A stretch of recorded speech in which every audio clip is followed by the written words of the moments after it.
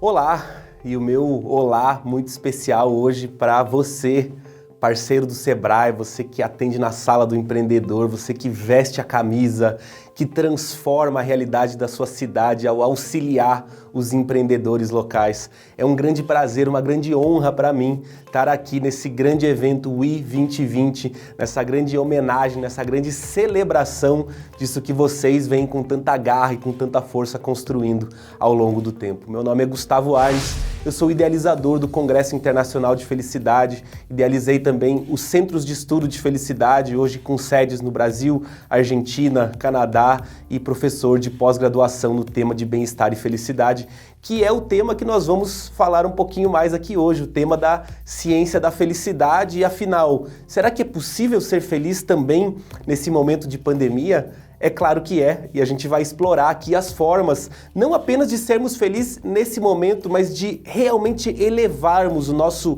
grau, o nosso nível de felicidade de forma permanente e de forma duradoura. As pessoas me perguntam muito, puxa Gustavo, de repente felicidade virou moda. Só se fala nisso, programas de TV, livros, revistas, filmes, e existem dois motivos para que isso tenha acontecido. O primeiro deles são os avanços científicos, a gente vai falar um pouquinho sobre isso.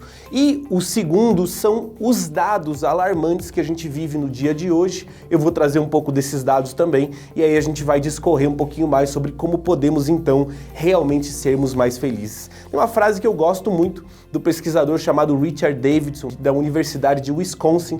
Ele diz que a felicidade é uma habilidade. A felicidade pode ser praticada, ela pode ser cultivada, ela pode ser aprendida. Tenho certeza que alguns de vocês já se depararam com algo desse tipo.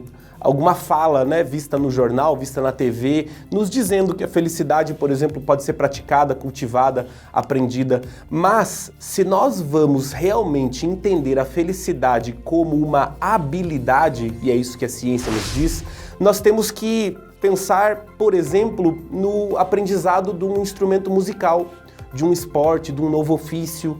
Leva tempo, requer esforço, precisa de energia. Como a professora Sônia Lyubomirsky, da Universidade do Sul da Califórnia, gosta de dizer, mudanças duradouras requerem esforço e comprometimento todos os dias da nossa vida, e é dessa forma que nós precisamos encarar a felicidade. Por que é tão importante que a gente fale sobre esse tema? Alguns dados da Organização Mundial de Saúde, dados de 2016, nos mostravam que em 2020 a depressão seria o maior problema de saúde pública do mundo.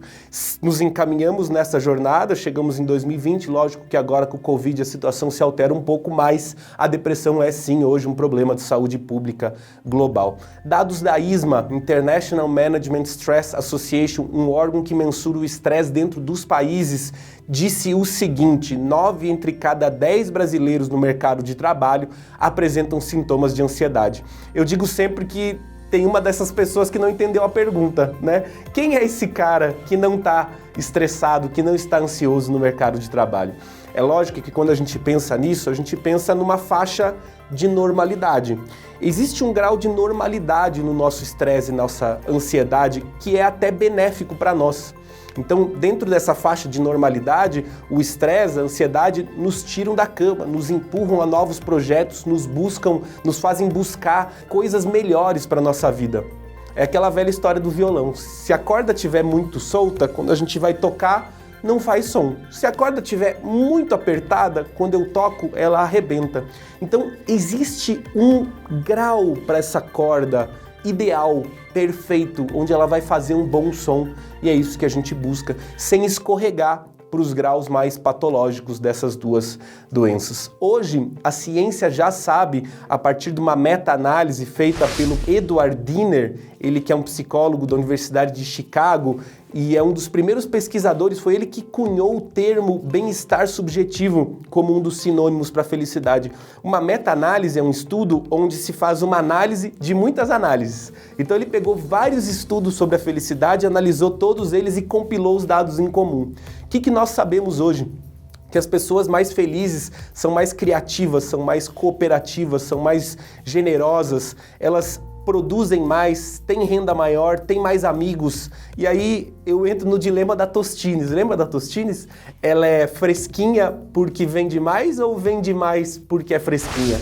Afinal, essas pessoas são mais felizes porque têm mais amigos e renda maior?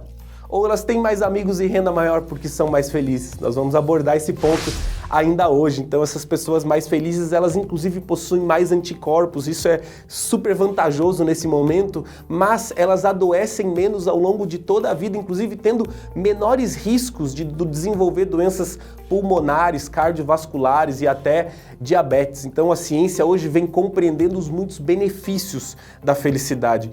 Globalmente, os estudos de felicidade hoje são disciplinas nas maiores universidades do mundo, Harvard, Yale, Europa, Austrália, e esse fenômeno já chegou aqui no Brasil, várias universidades já têm as suas disciplinas sobre felicidade. A ONU criou o Relatório Global de Felicidade, onde ela mensura a felicidade dentro dos países. E olha que interessante, são perguntas como: o quão seguro você se sente ao andar nas ruas do seu país à noite? O quanto você confia nas instituições públicas do seu país? Quão confortável você se sente ao empreender na economia local da sua cidade? Olha que interessante, olha como está conectado a felicidade com aquilo que você propicia na sua região e na sua cidade. A gente começa a abrir um pouco a nossa lupa, o nosso olhar sobre o que é felicidade, para refletir assim, puxa, segurança pública também é felicidade. Moradia, educação de qualidade para todos também é felicidade. Diminuir a desigualdade social. Claro que o PIB faz parte disso também, nessa análise macro, inclusive econômica, que a ONU nos traz. Mas o que é importante que a gente perceba como relevante? Que isso vem ganhando, inclusive, um aspecto de políticas públicas dentro dos países. Então, hoje, a economia do bem-estar é um ponto muito forte em países como a Islândia, a Nova Zelândia e a Escócia. Coincidência ou não, todos eles liderados por mulheres, então muito à frente aí nessa questão do bem-estar e da economia. Com isso surgiu o Conselho Global de Felicidade, uma iniciativa coordenada em Dubai, que hoje tem um Ministério da Felicidade, com uma ministra responsável pelo bem-estar subjetivo da sua população, que congregou no mesmo local os pesquisadores do tema e todos os representantes governamentais de países que estão colocando a felicidade e o bem-estar como políticas públicas. Para te dar mais um exemplo, o Reino Unido tem hoje o Ministério da Solidão, preocupado com os índices de depressão e até suicídio na terceira idade.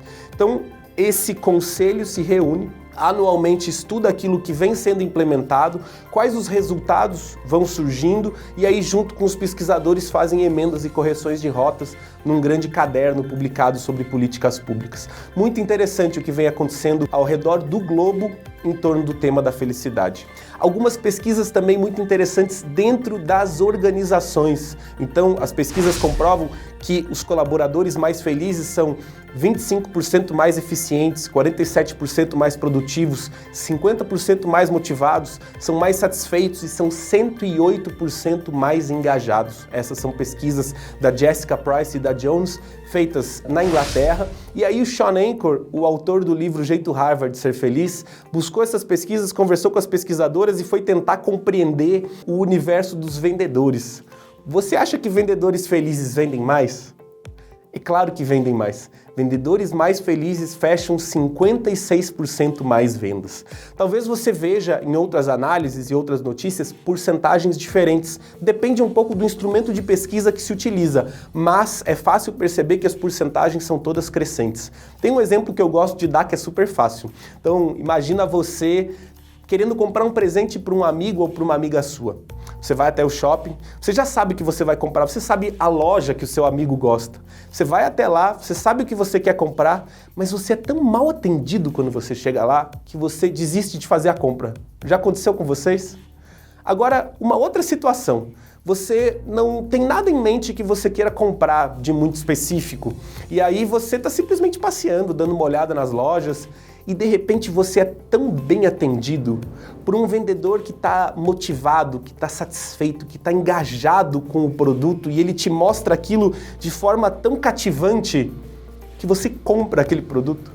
E aí depois você chega em casa, olha para aquilo e fala, gente, por que eu comprei isso aqui mesmo?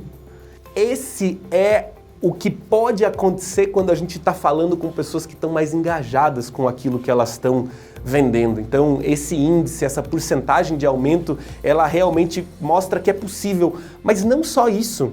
Importante a gente ressaltar que quando a gente fala de felicidade, a gente não está falando simplesmente de vender mais e produzir mais, senão a gente volta para aquela lógica fordista, né? A gente vai agora todo mundo apertar parafuso sorridente. Não, a felicidade é muito mais do que isso. Eu gosto de dizer que a felicidade é como um superpoder. A felicidade, ela desperta o que existe de melhor em mim. E o que existe de melhor em mim consegue se conectar com o melhor do outro, consegue colher o que existe de melhor na vida. A felicidade, ela está conectada com outras características, outras habilidades muito importantes para o ser humano. Pessoas mais felizes são mais otimistas, por exemplo. E o otimismo é a nossa capacidade em enxergar futuros positivos, enxergar cenários futuros positivos e trabalhar por eles. Então, naturalmente, uma pessoa otimista é mais motivada porque ela internamente acredita que é possível chegar nesse lugar futuro positivo. E essa é uma característica muito importante nesse momento de incerteza. É uma habilidade a ser desenvolvida, essa nossa capacidade de enxergar um futuro positivo. Mais motivado, pensando que é possível chegar nesse futuro, eu me torno mais criativo. Isso quer dizer, eu consigo encontrar novas soluções para novos problemas. Eu me torno mais resiliente, quer dizer, quando as adversidades surgirem, e elas certamente surgirão, eu consigo encontrar força interna para superá-las. Falar de felicidade é muito mais do que o prazer ou do que a alegria. Falar de felicidade, eu estou falando de uma série de comportamentos, de uma série de possibilidades que eu desperto internamente por uma vida nova. E aí, por tudo que eu ouvi de falar já do trabalho que vocês realizam, eu tenho certeza que vocês já são essas pessoas naturalmente otimistas, auxiliando esses microempreendedores, e nesse momento isso é mais importante do que nunca. O que é essa felicidade que nós estamos comentando?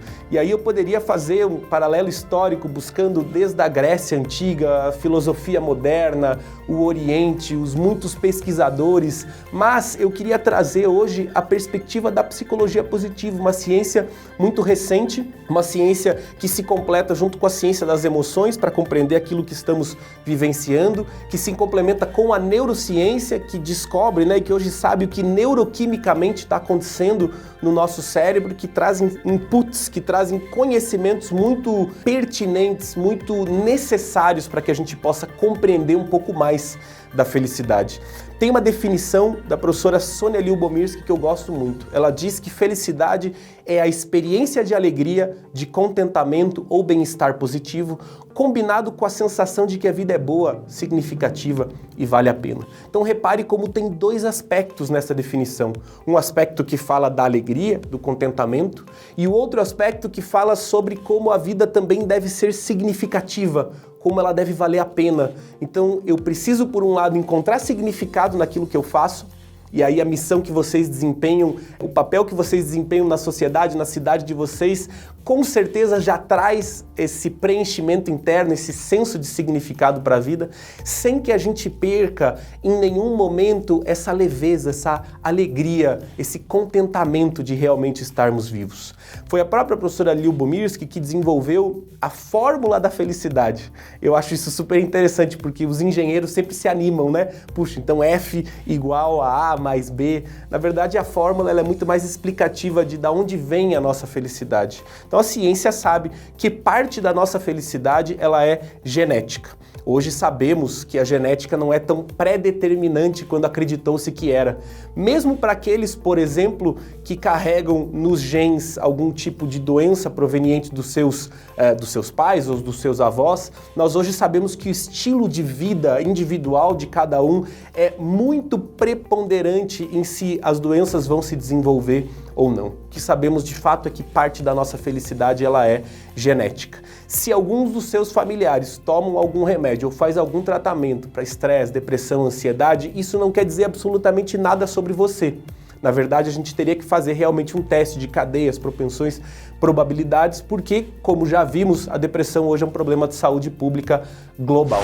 10% da nossa felicidade são condições externas. Condições externas é tudo aquilo que a gente acredita que vai nos fazer felizes. o lugar em que nascemos, a cor do nosso cabelo, se temos cabelo ou não, 2 quilos a mais ou a menos na balança, se você já quitou seu carro, se você já tem a sua casa própria, tudo isso que a gente acredita tanto que vai nos fazer felizes, na verdade corresponde a apenas 10% da nossa felicidade. Isso é tão interessante que o professor Shawn Achor, no livro O Jeito Harvard de Ser Feliz, explora a fórmula que acreditamos do momento atual. Nós acreditamos que é o sucesso que vai nos trazer felicidade. E aí trabalhamos duro, pegamos pesado naquilo que precisamos fazer, acreditando que logo chegaremos ali, naquele momento de felicidade. É uma das grandes ilusões ou das grandes infantilizações da felicidade, como a ciência nos mostra. Acreditar que a felicidade está em algum momento externo, em algum momento futuro. E as pessoas acabam vivendo a síndrome da música do Fantástico. Começa a tocar a música do Fantástico, é o anúncio que a segunda-feira está chegando e elas já começam a se sentir cansadas, já começam a pensar nas preocupações da semana. Outras pessoas passam o ano trabalhando, esperando o momento das férias. E aí quando as férias chegam, aquele momento ele já está tão pressionado de que agora eu preciso ser feliz e as coisas precisam estar perfeitas, que nós simplesmente não conseguimos nos sentir assim.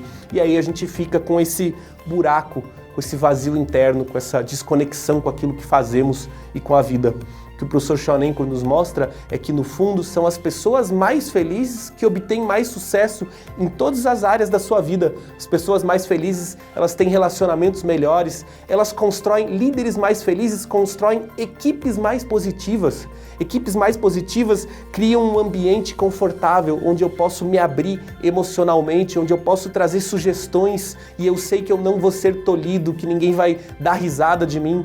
E com isso essas equipes se tornam mais criativas, se tornam mais resilientes e claro que acabam ganhando mais força, acabam obtendo mais sucesso, como a gente já viu. É justamente o oposto, são as pessoas mais felizes que obtêm mais sucesso na sua vida. Nós temos muitos exemplos de artistas famosos, com fama, com poder, com dinheiro, que sentiam ainda esse vazio interno. O que a ciência nos diz é que não tem nada de errado com o sucesso, não tem nada de errado com colher os prazeres da vida, um jantar bacana, com uma companhia agradável, num lugar legal, uma viagem, os prazeres, a diversão, não tem nada de errado com nada disso. O que está errado, na verdade, é a nossa crença de que a realização pessoal, profissional, de que esse sucesso vai nos deixar felizes por si só. Isso é apenas uma área da vida, isso é apenas uma esfera. Nós precisamos buscar aquilo que realmente nos torna internamente mais felizes, aquilo que é capaz de manter a nossa felicidade de forma duradoura. E aí, voltando para a nossa fórmula, 40% da nossa felicidade são as chamadas atitudes volitivas. Isso é, as escolhas conscientes que diariamente eu faço em prol de uma vida mais feliz. 40% é muita coisa. Talvez mais do que isso, porque a questão genética realmente existe um debate na ciência para se saber quanto é, mas o fato é que muito da nossa felicidade é nossa própria responsabilidade, é como encaramos a vida, é um despertar interno. E aí eu volto naquela frase do professor Richard Davidson, que diz que a felicidade é uma habilidade, que ela pode ser praticada, ela pode ser cultivada. Como então nós podemos fazer isso?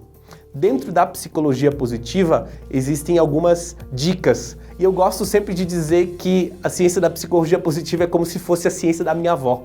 A minha avó me daria alguns desses conselhos. Então é preciso encontrar significado nas atividades que eu realizo no dia a dia.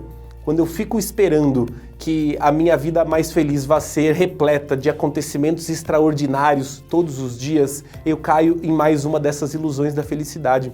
A vida, ela é ordinária mesmo. A gente faz todo dia meio que a mesma coisa, meio que com as mesmas pessoas, meio que nos mesmos lugares, meio que nos mesmos horários.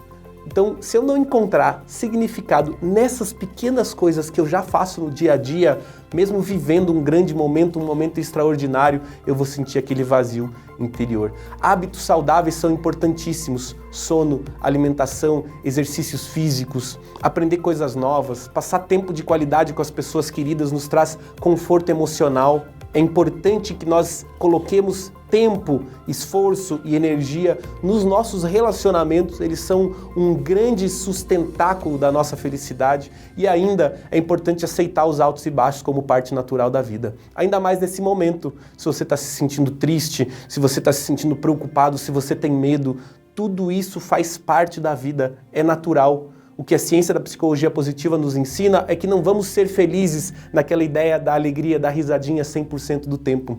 Não, a tristeza e o medo fazem parte. É preciso que a gente olhe de frente para eles e que a gente não se deixe paralisar.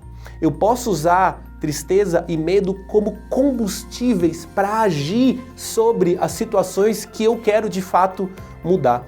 Hoje, através da neurociência, nós sabemos que alguns hormônios, alguns neurotransmissores têm um papel importantíssimo na nossa felicidade. A dopamina, por exemplo, liberada durante os exercícios físicos, reduzem o estresse e a ansiedade. Hoje, vários canais no YouTube, várias lives têm feito programas de exercícios físicos em casa. E você pode e deve acompanhá-los. Ter uma rotina nos auxilia, nos estabiliza, traz clareza mental. Com clareza mental eu encontro esse centramento emocional. E a partir desse lugar claro, limpo e seguro, eu consigo planejar o meu futuro. Eu percebo hoje as pessoas muito preocupadas com o futuro. A preocupação coloca a nossa mente no futuro e fica imaginando os piores cenários de doença dos entes queridos, de cenário econômico. Quando eu consigo emocionalmente me centralizar e eu consigo essa clareza mental a partir desses aspectos do bem-estar, aí no momento presente, no aqui e no agora, eu posso planejar o futuro que eu quero e que eu mereço. Nós sabemos, por exemplo, que a melatonina melhora muito a qualidade do nosso sono. A melatonina é um hormônio produzido à noite. Existe algum debate médico sobre a hora exata, mas sabemos que tem um pico muito grande de produção entre meia-noite e 2 da manhã. O que isso quer dizer? Que se você vai deitar às 11h30, logo depois de ter contato com o celular, com televisão, com tablet, com computador, mesmo que você durma, alguns circuitos neurais ainda ficam ligados. E aí quando você acordar 7 ou 8 horas depois, você ainda se sente cansado.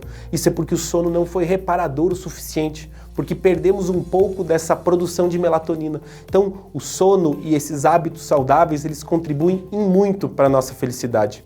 O professor Tal Ben-Shahar conceitua a felicidade como a relação entre 5 componentes: o bem-estar físico, o bem-estar emocional, o bem-estar relacional, o bem-estar intelectual e o bem-estar espiritual.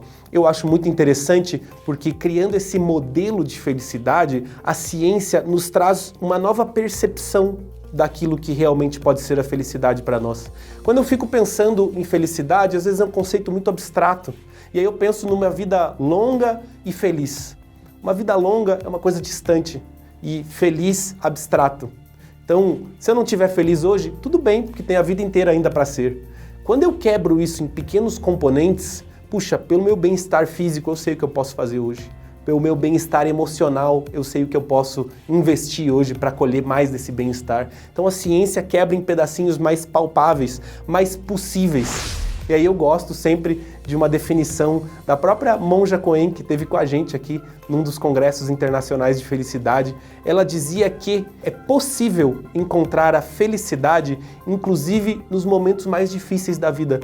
Na perda de um ente querido, por exemplo, eu posso encontrar a felicidade encontrando a gratidão pelos momentos que eu vivi com aquela pessoa. Olhe como isso é profundo, como isso é poderoso.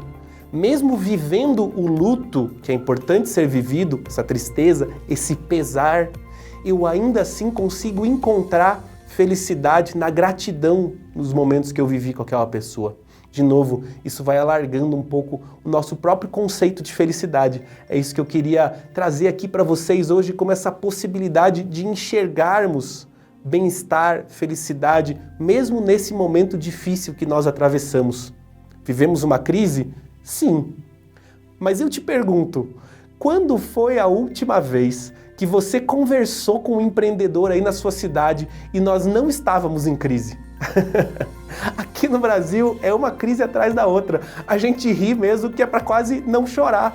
É verdade que essa é uma crise diferente, é verdade que essa é uma crise muito assustadora, muito pesada e a gente não sabe de fato o que vai acontecer. Então é preciso navegar por esse cenário de incerteza. Logo nós vamos sair dessa e eu tenho certeza que nesse período nós vamos nos reinventar, nós vamos colocar a nossa criatividade à prova, nós vamos nos tornar mais resilientes, nós vamos encontrar a força interna que nós precisamos para navegar, não apenas por esse momento, mas como qualidades que vamos adquirir e vamos utilizar ao longo de toda a nossa vida. Eu tenho certeza que você pode e vai, deve e já faz, você já contribui muito nesse sentido. E eu gostaria de trazer um pouco desse olhar para que você pudesse encontrar mais dessa sua força interna, para que você pudesse colher mais dos benefícios que hoje a ciência da felicidade nos ensina, que eu gostaria de trazer aqui com um último exemplo. É uma prática chamada a prática da gratidão. E aí eu sei que alguns de vocês já estão me olhando e pensando, lá vem aquela turminha da gratidão de novo. Não, não é nada disso. Eu quero falar da gratidão sob o prisma científico. É tão interessante esse tema dentro da própria ciência da felicidade que hoje se tornou um ramo próprio de ciência. Hoje, nos Estados Unidos, se fala na ciência da gratidão, the science of gratitude, de tão poderosa que ela é. A gratidão tem a possibilidade de recircuitar o nosso cérebro. Gustavo, o que isso quer dizer? Vou te dar um exemplo. Pensa na sua primeira aula de autoescola. Lembra o quão difícil era fazer uma curva, por exemplo? Você tinha que parar no meio de um cruzamento, vindo carro de todos os lados, aí o instrutor dizia, dá seta para o lado direito, e se você confunde um pouco como eu precisava pensar um pouco qual que é o lado direito mesmo, e aí, enfim, achava a seta e tinha que mudar de marcha, acelerar, tudo junto. É preciso criar o caminho neural do aprendizado. Então, quando aprendemos uma tarefa nova, é isso que acontece no nosso cérebro, nós começamos a criar um novo caminho neural. Pensa em como você dirige hoje. Lendo jornal, tomando café, trocando de música, brigando com o filho atrás, conversando com outra pessoa, 1000 coisas ao mesmo tempo. Por quê? Porque a partir do momento que você aprende a tarefa, o circuito neural, o caminho neural está criado e você percorre ele automaticamente. Você não precisa mais pensar em todas as etapas da direção como você fazia quando você aprendeu. Um outro exemplo, para quem não dirige, é, por exemplo, saindo do trabalho e indo para casa. Pode ser de carro, pode ser a pé, pode ser de ônibus, não importa. Você não precisa pensar no caminho que você vai fazer. Você sai do trabalho, para na porta e pensa assim, vou virar a segunda direita e vou caminhar uma quadra. Não, você sai do trabalho e automaticamente, sem pensar, você vai para sua casa. Por quê? Porque você já criou esse caminho neural. Então, automaticamente, o cérebro, ao aprender uma tarefa, ele joga para o automático.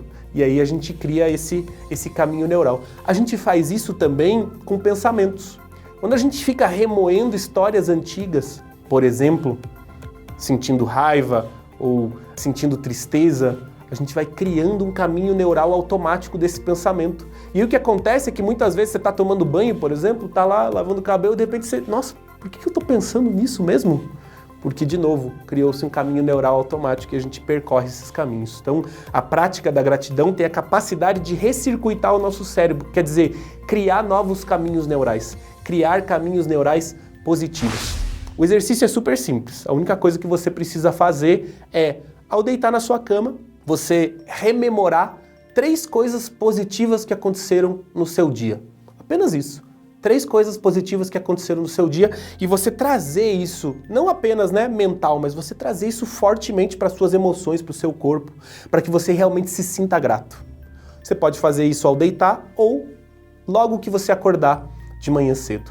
Ao deitar é interessante porque isso inclusive melhora a qualidade do nosso sono.